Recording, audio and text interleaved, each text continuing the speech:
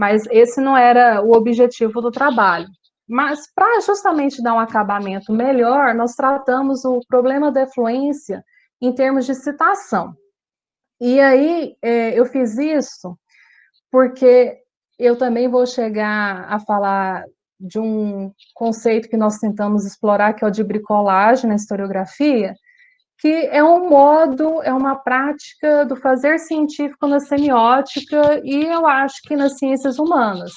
E nós fazemos isso, só que às vezes isso é um pouco também condenado na própria academia. Qual que é essa prática? Vamos supor, você escreveu ali o texto. Depois você recorta esse texto e apresenta em um lugar, aí isso vira um artigo, depois você olha para esse artigo e escreve outro. Então, você acaba modificando aquilo que você escreveu ao longo dos anos.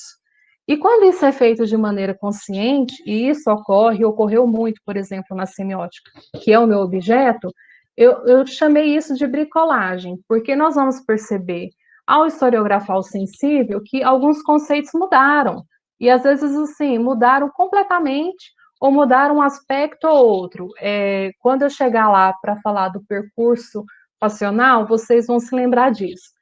E a questão da citação, como isso é problemático para quem faz historiografia, na medida em que o sistema de citação atual é muito diferente das décadas dos anos, sei lá, 60, 70, 80. Essa prática, ela tem se modificado a partir, sei lá, da BNT, das normas de Vancouver, das diferentes normalizações. E isso modificou. Só que quando você faz historiografia, aquele texto que foi publicado em 1966 seguia as práticas daquela época. E por isso que também é complicado você tratar do tema da influência e da citação, porque até mesmo quando um autor cita o outro, às vezes não tem a página, às vezes não tem um ano, às vezes não tem as referências bibliográficas no final. Então, como é que você recupera essa trama histórica de um conceito, de um autor? É muito complicado. Isso eu falando em termos do século XX. Imagina em obras anteriores, do século XIX, do século XVIII. Então, é uma coisa interessante para se pensar. Nós demos um tratamento na tese, mas às vezes isso não é o mais correto para algum outro trabalho e não é, assim, um conceito acabado, final, né? Foi aquilo que nós usamos no trabalho. Bom, então eu falei como que a gente chegou nessa questão da citação e os questionamentos também surgiram a partir disso. Por que citamos em nossas pesquisas? Quais são as razões pelas quais escolhemos determinados autores, trechos? Como escolhemos o tipo de citação? Se será uma citação direta ou indireta? Então, a partir dessas dificuldades, né, eu comecei a pensar a respeito disso. E, assim, retomei, né, outros artigos, não me aprofundei muito, porque isso foi uma coisa mais no final da pesquisa, então precisa ser repensado. Eu analisei alguns artigos de outras áreas, como esse, cadê aqui o nome dos autores? Que eu não sei pronunciar, mas são esses aqui. Mas o nome do artigo é Citation Indicators and Research Quality, an Overview of Basic Concepts and Theories. Eu peguei esse artigo porque eles trazem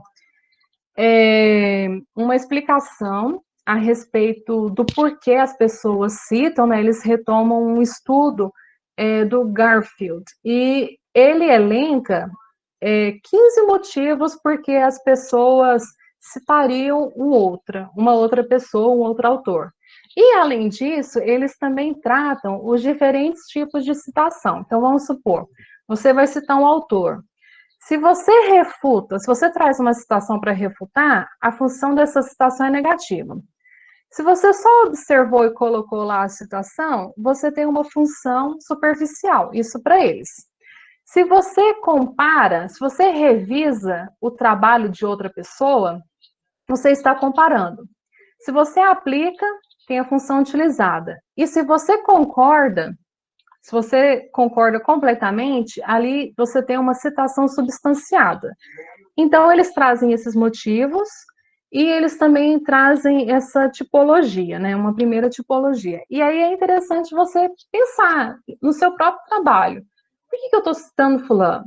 Eu vou fazer uma paráfrase do que ele disse? Não, isso daqui é muito importante, então eu vou colocar tal como está, ipsis literis. Aí você faz lá uma citação recuada. Não, eu acho que só essa parte aqui, só esse trecho é o suficiente. E aí você tem uma citação direta curta, e a indireta quando é uma paráfrase. E aí, pensando, refletindo sobre isso, e na própria semiótica tensiva, nós fizemos o seguinte, aqui é um trecho da minha tese, né, página 56. Levando em consideração esses aspectos e os aspectos da mestiçagem, existem 3 tipos de citação utilizados nos trabalhos acadêmicos. E aí, pensando nas normas da ABNT, por exemplo. A citação direta, a curta e a longa, né, que eu acabei de falar, a citação indireta e a citação de citação, que é o APUD, e, na nossa hipótese, acrescentamos a prova textual supracitada, que, ao ser comprovada no texto, demonstra a assimilação de 2 enunciados, o que consideramos aqui como citação assimilada. Na verdade, isso não é tratado nas normalizações, nas normas da BNT, da APA, Vancouver, etc. Uma citação assimilada é justamente isso, é quando você coloca no seu texto um conhecimento que é de outra pessoa, ou que aquilo reflete e retrata na sua escrita. E aí, se é de maneira inconsciente, tranquilo, porque eu acho que a gente nunca vai escrever nada inédito, né? É sempre repetição de alguma outra coisa. Só que eu falo pisando em ovos, porque dependendo do jeito que soa para outra pessoa, pode ser visto de uma maneira muito pejorativa, mas eu estou pensando na própria construção do saber, como nós escrevemos. Nada é inédito. O que é inédito que a gente escreve? E aí eu não estou falando de plágio, hein? E aí eu chamei isso de citação assimilada, porque o Conner também fala de assimilação.